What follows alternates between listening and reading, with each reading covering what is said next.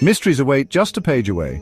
Ready to dive in? Welcome to The Book Reader, where stories unfold one enchanting page at a time. Subscribe now and unlock the magic.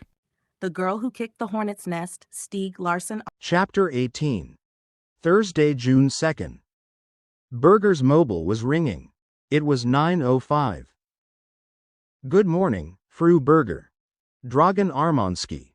I understand you called last night. Berger explained what had happened and asked whether Milton Security could take over the contract from NACA Integrated Protection. We can certainly install an alarm that will work, Armansky said.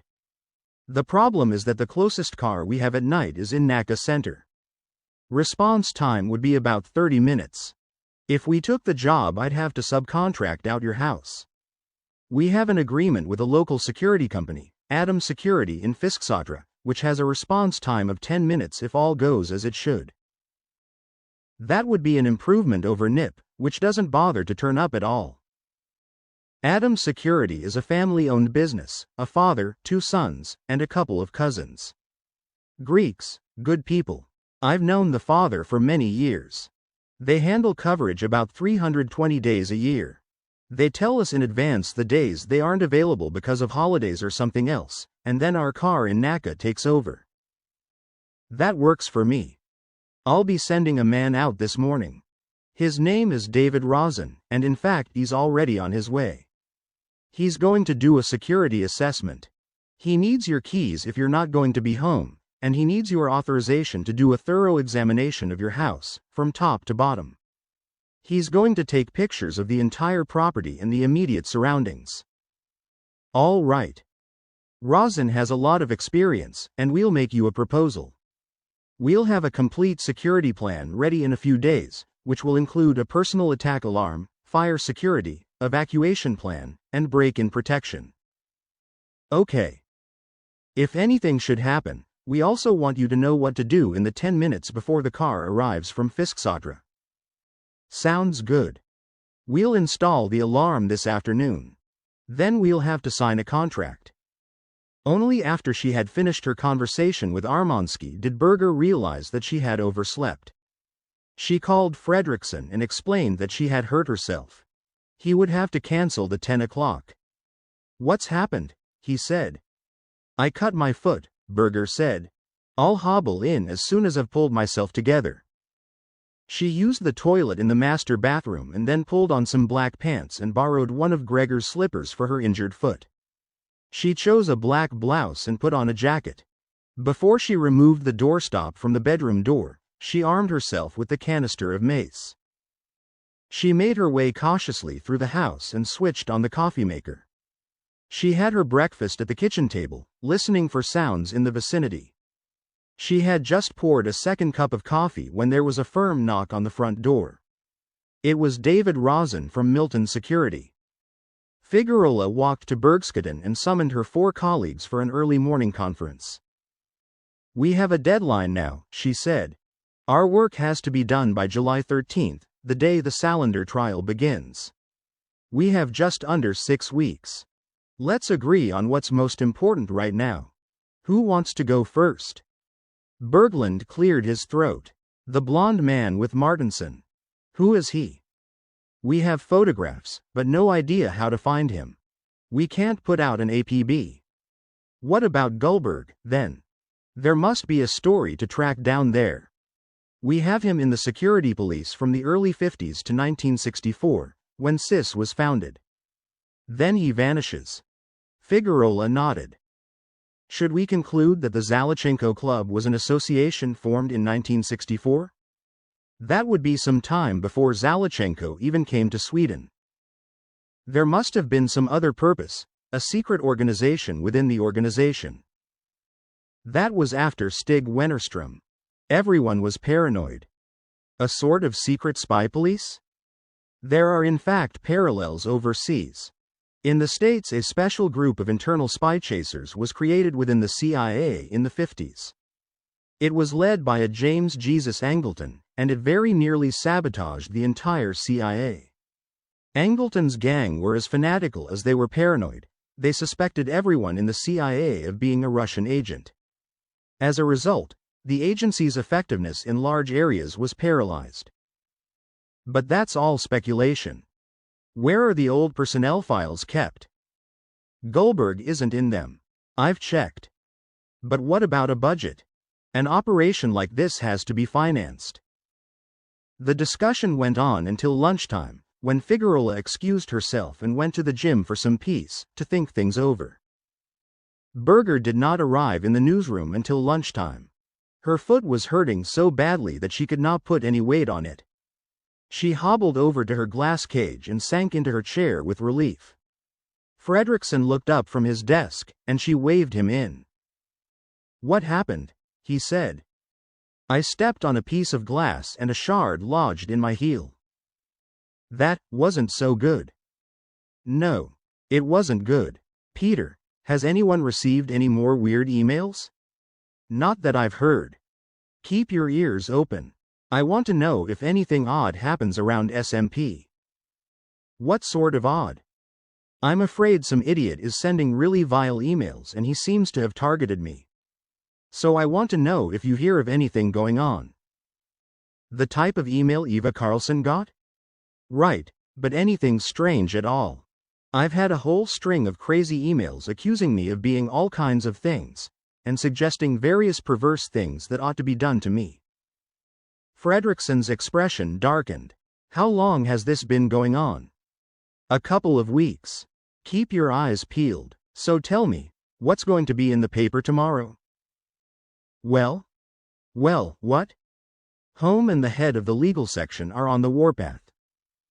"Why is that?" "Because of Frisk. You extended his contract and gave him a feature assignment. And he won't tell anybody what it's about. He is forbidden to talk about it. My orders." "That's what he says. Which means that Home and the legal editor are up in arms." "I can see that they might be.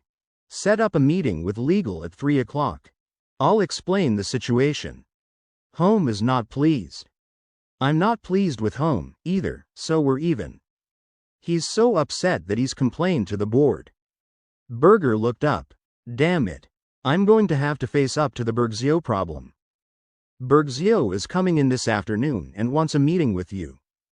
I suspect it's Home's doing." "What time?" 2 o'clock, said Fredrickson, and he went back to his desk to write the midday memo. Jonason visited Salander during her lunch. She pushed away a plate of the hospital's vegetable stew. As always, he did a brief examination of her, but she noticed that he was no longer putting much effort into it. "You've recovered nicely," he said. You'll have to do something about the food at this place." "What about it?" "Couldn't you get me a pizza?" "Sorry. Way beyond the budget." "I was afraid of that." "Lisbeth, we're going to have a discussion about the state of your health tomorrow." "Understood. And I've recovered nicely. You're now well enough to be moved to Kronoberg prison. I might be able to postpone the move for another week, but my colleagues are going to start wondering." "You don't need to do that." "Are you sure?" She nodded. "I'm ready. And it had to happen sooner or later." "I'll give the go-ahead tomorrow, then," Jonason said. "You'll probably be transferred pretty soon." She nodded. "It might be as early as this weekend. The hospital administration doesn't want you here." "Who could blame them?" That device of yours. I'll leave it in the recess behind the table here." She pointed. "Good idea." They sat in silence for a moment before Jonason stood up. "I have to check on my other patients." "Thanks for everything. I owe you one." "Just doing my job." "No. You've done a great deal more. I won't forget it." Blomqvist entered police headquarters on Kingsholmen through the entrance on Polhemsgatan. Figueroa accompanied him up to the offices of the Constitutional Protection Unit. They exchanged only silent glances in the elevator. "Do you think it's such a good idea for me to be hanging around at police HQ?" Blomqvist said. "Someone might see us together and start to wonder. This will be our only meeting here. From now on we'll meet in an office we've rented at Fridhemsplan. We get access tomorrow. But this will be okay. Constitutional protection is a small and more or less self-sufficient unit, and nobody else at SIS cares about it. And we're on a different floor from the rest of Sapo. He greeted Edclinth without shaking hands and said hello to two colleagues who were apparently part of his team. They introduced themselves only as Stefan and Anders. He smiled to himself. "Where do we start?" he said. "We could start by having some coffee." "Monica?" Edclinth said. "Thanks, that would be nice," Figueroa said. Edclinth had probably meant for her to serve the coffee. Blomkvist noticed that the chief of the Constitutional Protection Unit hesitated for only a second before he got up and brought the coffee over to the conference table, where place settings were already laid out. Blomkvist saw that Edclinth was also smiling to himself, which he took to be a good sign. Then Edclinth turned serious. "I honestly don't know how I should be managing this. It must be the first time a journalist has sat in on a meeting of the security police. The issues we'll be discussing now are in many respects confidential and highly classified. I'm not interested in military secrets. I'm only interested in the Zalachenko Club. But we have to strike a balance. First of all, the names of today's participants must not be mentioned in your articles." "Agreed." Edclinth gave Blomkvist a look of surprise. "Second, you may not speak with anyone but me and Monica Figueroa. We're the ones who will decide what we can tell you. If you have a long list of requirements, you should have mentioned them yesterday." "Yesterday I hadn't yet thought through the matter." "Then I have something to tell you too. This is probably the first and only time in my professional career that I will reveal the contents of an unpublished story to a police officer. So, to quote you, I honestly don't know how I should be managing this." A brief silence settled over the table. "Maybe we. What if we?" Edclinth and Figueroa had started talking at the same time before falling silent. "My target is the Zalachenko Club," Blomkvist said. "You want to bring charges against the Zalachenko Club. Let's stick to that." Edclinth nodded. "So, what do you have?" Blomkvist said. Edclinth explained what Figueroa and her team had unearthed. He showed Blomkvist the photograph of Evert Gullberg with Colonel Wennerstrom. "Good. I'll take a copy of that." "It's in Alien and Ackerland's archive," Figueroa said. "It's on the table in front of me. With a note on the back," Blomkvist said. "Give him a copy," Edclinth said. "That means that Zalachenko was murdered by the section. Murder, coupled with the suicide of a man who was dying of cancer. Gullberg's still alive, but the doctors don't give him more than a few weeks. After his suicide attempt he sustained such severe brain damage that he is for all intents and purposes a vegetable. And he was the person with primary responsibility for Zalachenko when he defected." "How do you know that?" "Gullberg met Prime Minister Falden 6 weeks after Zalachenko's defection." "Can you prove that?" "I can. With the visitor's log of the government secretariat. Gullberg arrived together with the then chief of SIS. And the chief has since died. But Falden is alive and willing to talk about the matter." "Have you?" "No, I haven't. But someone else has. I can't give you the name. Source protection." Blomkvist explained how Falden had reacted to the information about Zalachenko and how he had traveled to The Hague to interview Generid.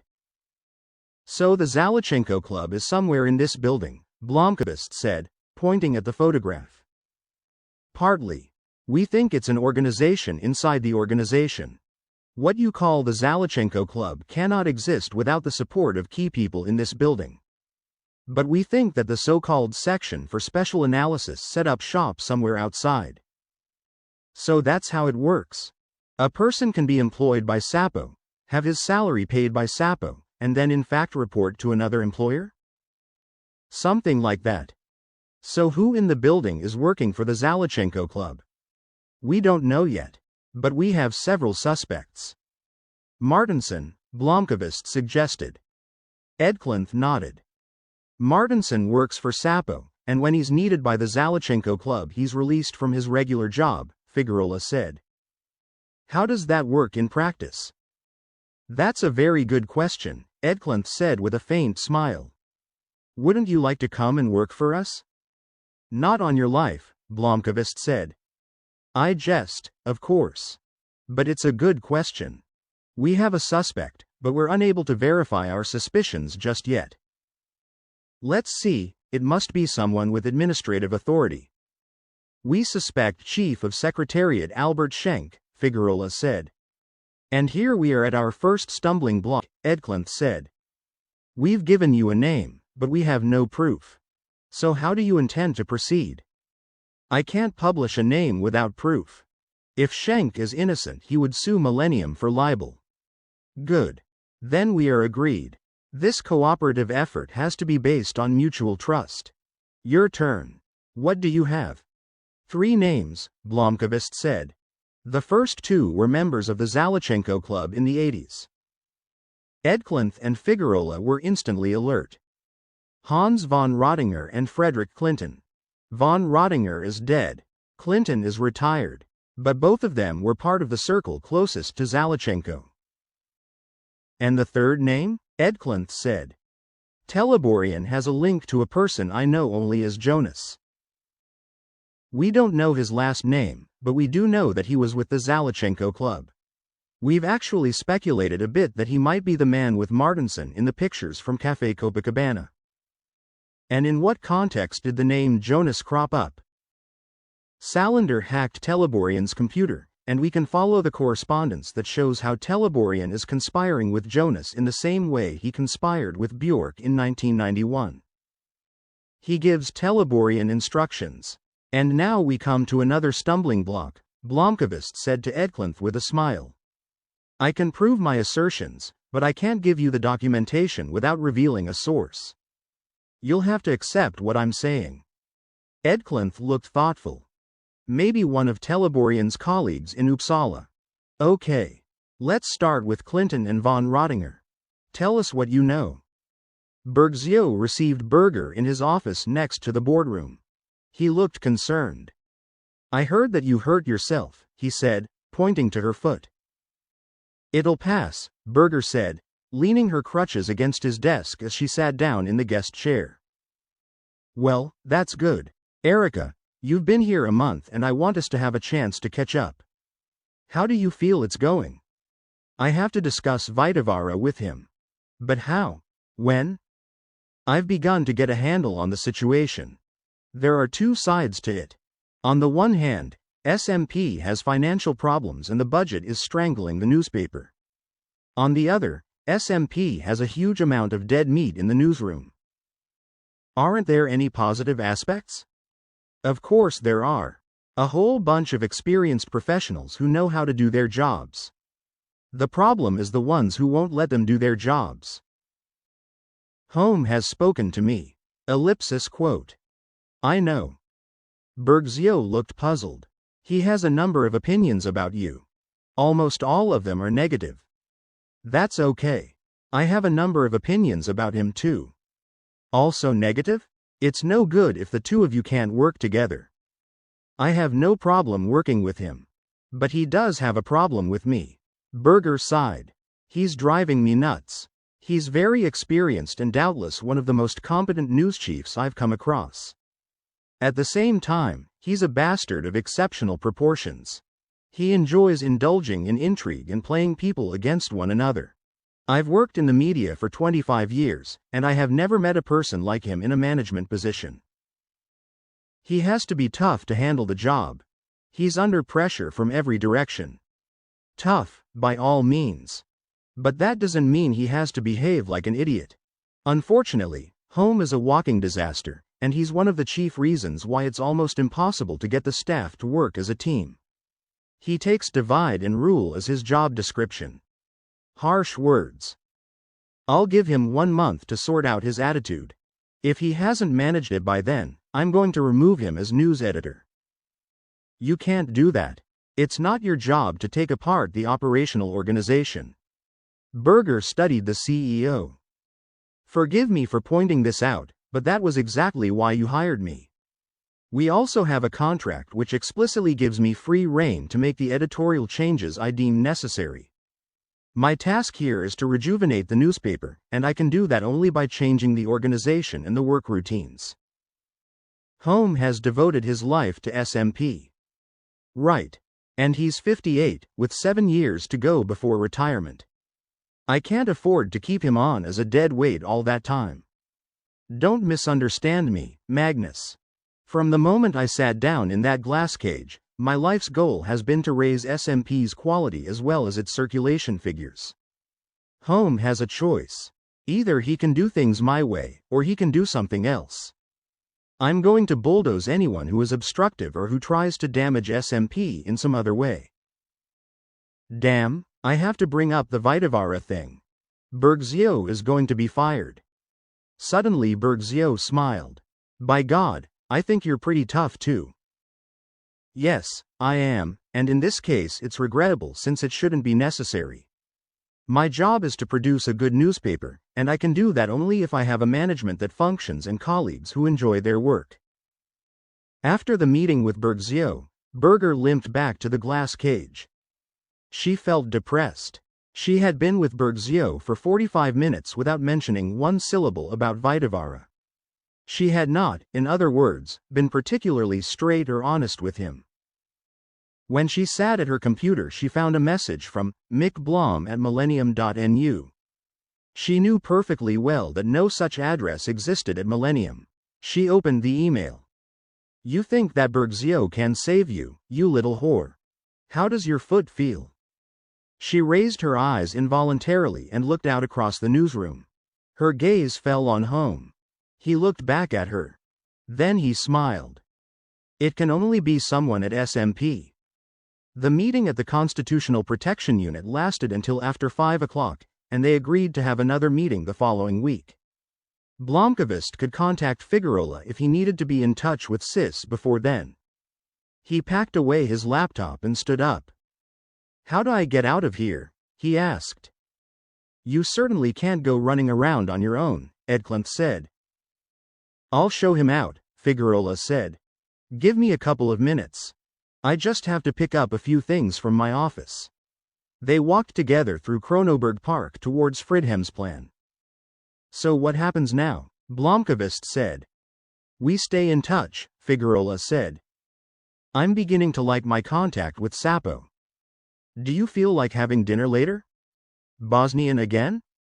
No, I can't afford to eat out every night. I was thinking of something simple at my place. She stopped and smiled at him. Do you know what I'd like to do now? She said. No. I'd like to take you home and undress you. This could get a bit awkward. I know. But I wasn't planning on telling my boss. We don't know how this story's going to turn out. We could end up on opposite sides of the barricades. I'll take my chances. Now, are you going to come quietly or do I have to handcuff you? The consultant from Milton Security was waiting for Berger when she got home at around 7 o'clock. Her foot was throbbing painfully, and she limped into the kitchen and sank onto the nearest chair. He had made coffee, and he poured her some. Thanks. Is making coffee part of Milton's service agreement? He gave her a polite smile. David Rosen was a short, plump man in his 50s with a reddish goatee. Thanks for letting me borrow your kitchen today. It's the least I could do. What's the situation? Our technicians were here and installed a proper alarm. I'll show you how it works in a minute. I've also gone over every inch of your house from the basement to the attic and studied the area around it. I'll review your situation with my colleagues at Milton, and in a few days we'll present an assessment that we'll go over with you. But before that there are 1 or 2 things we ought to discuss. Go ahead. First of all, we have to take care of a few formalities. We'll work out the final contract later. It depends what services we agree on, but this is an agreement saying that you've commissioned Milton Security to install the alarm we put in today. It's a standard document saying that we at Milton require certain things of you and that we commit to certain things, client confidentiality and so forth. You require things of me? Yes. An alarm is an alarm and is completely pointless if some nutcase is standing in your living room with an automatic weapon. For the security to work, We want you and your husband to be aware of certain things and to take certain routine measures. I'll go over the details with you. Okay. I'm jumping ahead and anticipating the final assessment, but this is how I view the general situation. You and your husband live in a detached house. You have a beach at the back of the house and a few large houses in the immediate vicinity. Your neighbors do not have an unobstructed view of your house. It's relatively isolated. That's correct. Therefore, an intruder would have a good chance of approaching your house without being observed. The neighbors on the right are away for long periods, and on the left is an elderly couple who go to bed quite early. In addition, the houses are positioned with their gables facing each other. There are few windows, and so on. Once an intruder comes onto your property, and it takes only 5 seconds to turn off the road and arrive at the rear of the house, the view is completely blocked. The rear is screened by your hedge, the garage, and that large freestanding building. That's my husband's studio. He's an artist, I take it? That's right. Then what? Whoever smashed your window and sprayed your outside wall was able to do so undisturbed. There might have been some risk that the sound of the breaking window would be heard and someone might have reacted, but your house sits at an angle and the sound was deflected by the facade. I see. The second thing is that you have a large property here with a living area of approximately 2,700 square feet, not counting the attic and basement. That's 11 rooms on 2 floors. The house is a monster. It's my husband's old family home. There are also a number of different ways to get into the house. Via the front door, the balcony at the back, the porch on the upper floor, and the garage. There are also windows on the ground floor and 6 basement windows that were left without alarms by our predecessors. Finally, I could break in by using the fire escape at the back of the house and entering through the roof hatch leading to the attic. The trapdoor is secured by nothing more than a latch. It sounds as if there are revolving doors into the place. What do we have to do? The alarm we installed today is temporary. We'll come back next week and do the proper installation with alarms on every window on the ground floor and in the basement. That's your protection against intruders in the event that you and your husband are away. That's good. But the present situation has arisen because you have been subject to a direct threat from a specific individual. That's much more serious. We don't know who this person is, what his motives are, or how far he's willing to go, but we can make a few assumptions. If it were just a matter of anonymous hate mail, we would make a decreased threat assessment, but in this case a person has actually taken the trouble to drive to your house, and it's pretty far to Salzjobaden, to carry out an attack. That is worrisome. I agree with you there. I talked with Dragan today, and we're of the same mind. Until we know more about the person making the threat, we have to play it safe. Which means, first of all, the alarm we installed today contains 2 components. On the one hand, it's an ordinary burglar alarm which is on when you're not at home, but it's also a sensor for the ground floor that you'll have to turn on when you're upstairs at night. It's an inconvenience because you have to turn off the alarm every time you come downstairs. Understood. Second, we changed your bedroom door today. You changed the whole door? Yes. We installed a steel safety door. Don't worry, it's painted white and looks just like a normal bedroom door. The difference is that it locks automatically when you close it. To open the door from the inside, you just have to press down the handle as with any normal door. But to open the door from the outside, you have to enter a 3-digit code on a plate on the door handle. And you did all this today? If you're threatened in your home, then you have a safe room in which you can barricade yourself. The walls are sturdy, and it would take quite a while to break down that door, even if your assailant had tools at hand. That's a comfort. Third, we're going to install surveillance cameras, so that you'll be able to see what's going on in the garden and on the ground floor when you're in the bedroom. That will be done later this week, at the same time as we install the motion detectors outside the house. It sounds like the bedroom won't be such a romantic place in the future. It's a small monitor. We can put it inside a wardrobe or a cabinet so that it isn't in full view. Thank you.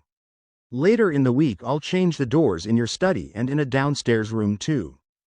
If anything happens you should quickly seek shelter and lock the door while you wait for assistance. All right. If you trip the burglar alarm by mistake, then you'll have to call Milton's alarm center immediately to cancel the emergency vehicle. To cancel it you'll have to give a password that will be registered with us. If you forget the password, the emergency vehicle will come out anyway and you'll be charged a fee. Understood. Fourth, there are now attack alarms in 4 places inside the house. Here in the kitchen, in the hall, in your study upstairs, and in your bedroom. The attack alarm consists of 2 buttons that you press simultaneously and hold down for 3 seconds. You can do it with one hand, but you can't do it by mistake. If the attack alarm is sounded, 3 things will happen. First, Milton will send cars out here. The closest car will come from Adam Security in Fisksätra. 2 men will be here in 10 to 12 minutes. Second, a car from Milton will come down from Nacka. For that the response time is at best 20 minutes, but more likely 25. Third, the police will be alerted automatically. In other words, several cars will arrive at the scene within a short time, a matter of minutes. Okay. An attack alarm can't be cancelled the same way you would cancel the burglar alarm. You can't call and say that it was a mistake. Even if you meet us in the driveway and say it was a mistake, the police will enter the house. We want to be sure that nobody's holding a gun to your husband's head or anything like that. So you use the attack alarm, obviously, only when there is real danger. I understand. It doesn't have to be a physical attack. It could be if someone is trying to break in or turns up in the garden or something like that. If you feel threatened in any way, you should set off the alarm, but use your good judgment. I will. I notice that you have golf clubs planted here and there around the house. Yes. I slept here alone last night. I myself would have checked into a hotel. I have no problem with you taking safety precautions on your own. But you ought to know that you could easily kill an intruder with a golf club. And if you did that, you would most probably be charged with manslaughter. If you admitted that you put golf clubs around the place with the intent of arming yourself, it could also be classified as murder. If someone attacks me, chances are I do intend to bash in that person's skull. I understand. But the point of hiring Milton Security is so that you have an alternative to doing that. You should be able to call for help, and above all, you shouldn't end up in a situation where you have to bash in someone's skull. I'm only too happy to hear it. And, by the way, what would you do with the golf clubs if an intruder had a gun? The key to good security is all about staying one step ahead of anyone who means you harm. Tell me how I'm supposed to do that if I have a stalker after me.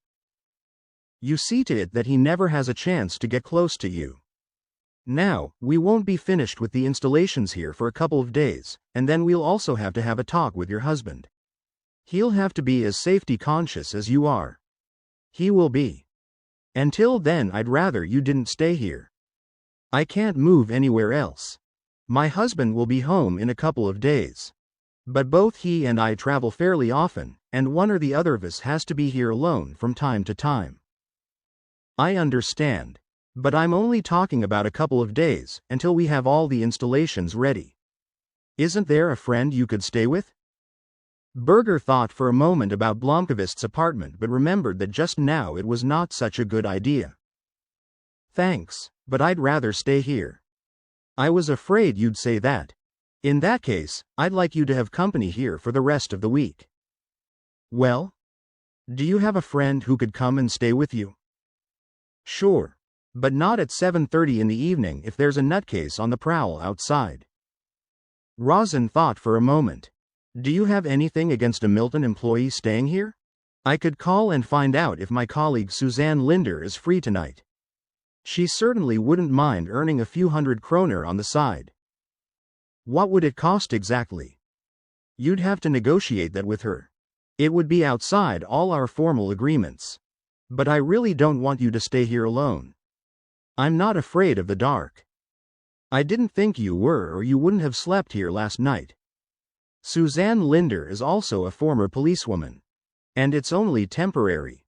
If we had to arrange for bodyguard protection, that would be a different matter, and it would be rather expensive. Rosin's seriousness was having an effect. It dawned on her that here he was calmly talking of the possibility of there being a threat to her life. Was he exaggerating? Should she dismiss his professional caution? In that case, why had she called Milton Security in the first place and asked them to install an alarm? Okay. Call her. I'll get the guest room ready. It was not until after 10 o'clock p.m. that Figueroa and Blomqvist wrapped sheets around themselves and went to her kitchen to make a cold pasta salad with tuna and bacon from the leftovers in her fridge. They drank water with their dinner. Figueroa giggled. What's so funny? I'm thinking that Edclinth would be a little bit disturbed if he saw us right now. I don't believe he intended for me to go to bed with you when he told me to keep a close eye on you. You started it. I had the choice of being handcuffed or coming quietly, Blomqvist said. True, but you weren't very hard to convince. Maybe you aren't aware of this, though I doubt that, but you give off the most incredible sexual vibrations. Who on earth do you think can resist that?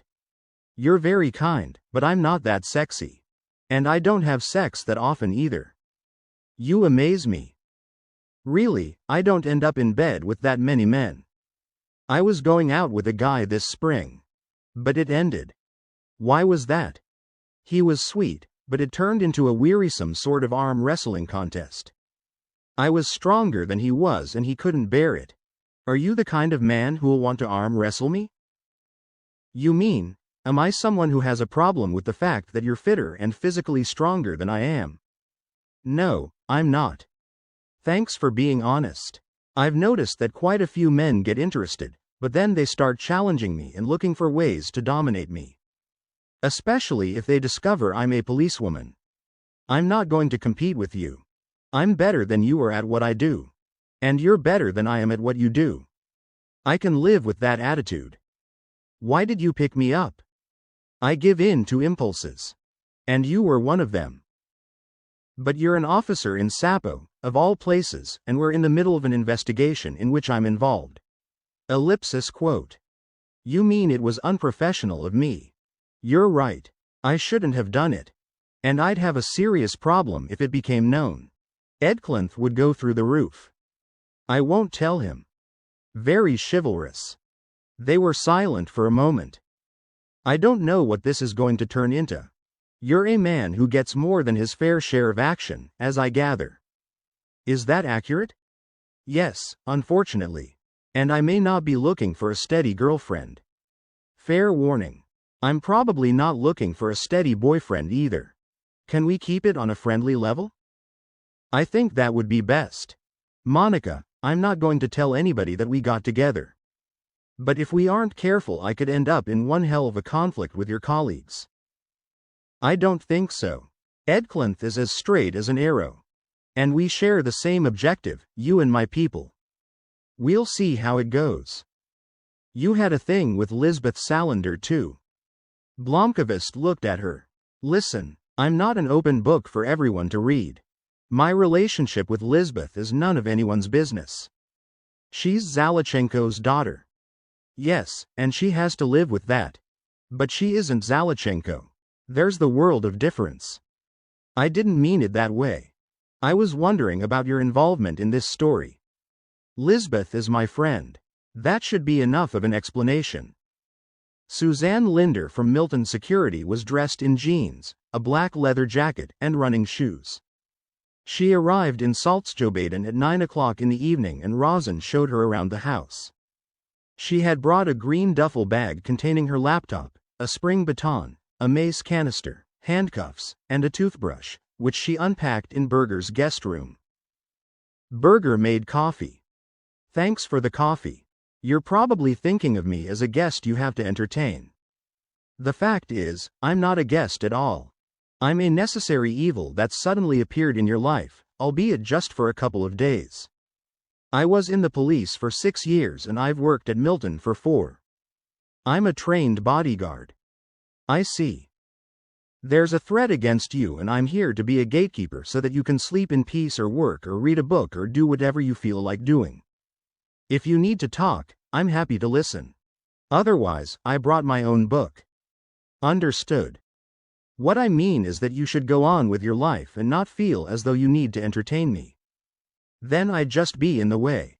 The best thing would be for you to think of me as a temporary work colleague. Well, I'm certainly not used to this kind of situation.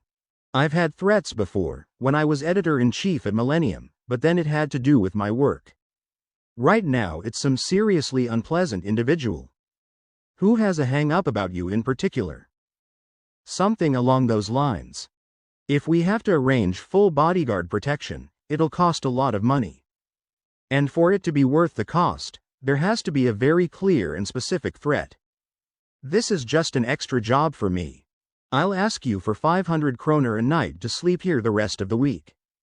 It's cheap and far below what I would charge if I took the job for Milton. Is that okay with you? It's completely okay.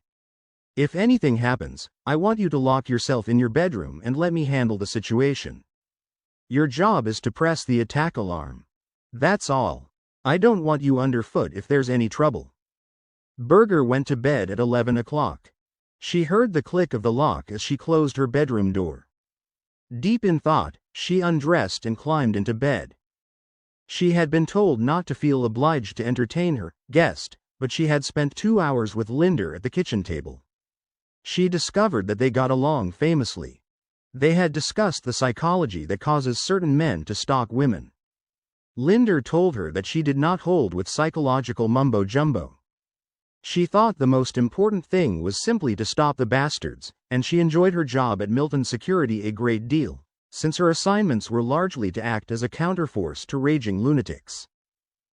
So why did you resign from the police force? Berger said. A better question would be, why did I become a police officer in the first place? Why did you become a police officer?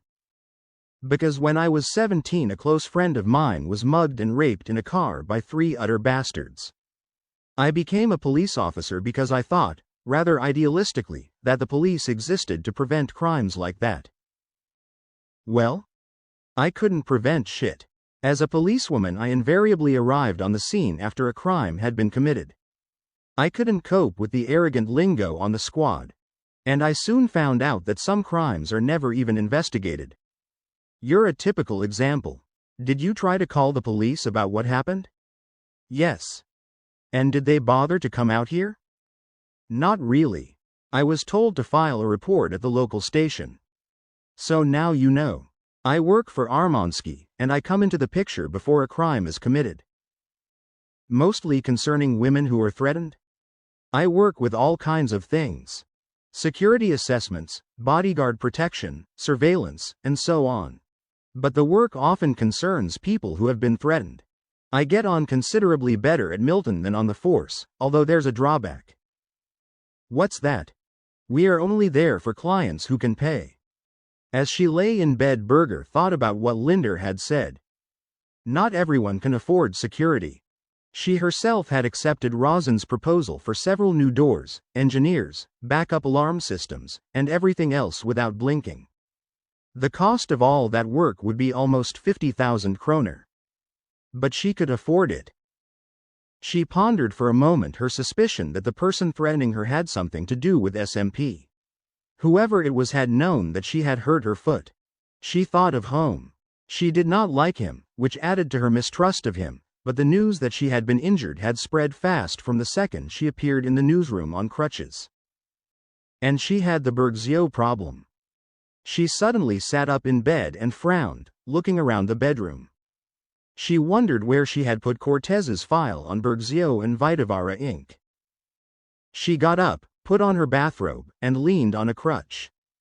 She went to her study and turned on the light. No, she had not been in her study since she had read through the file in the bath the night before. She had put it on the windowsill. She looked in the bathroom. It was not on the windowsill. She stood there for a while, worrying.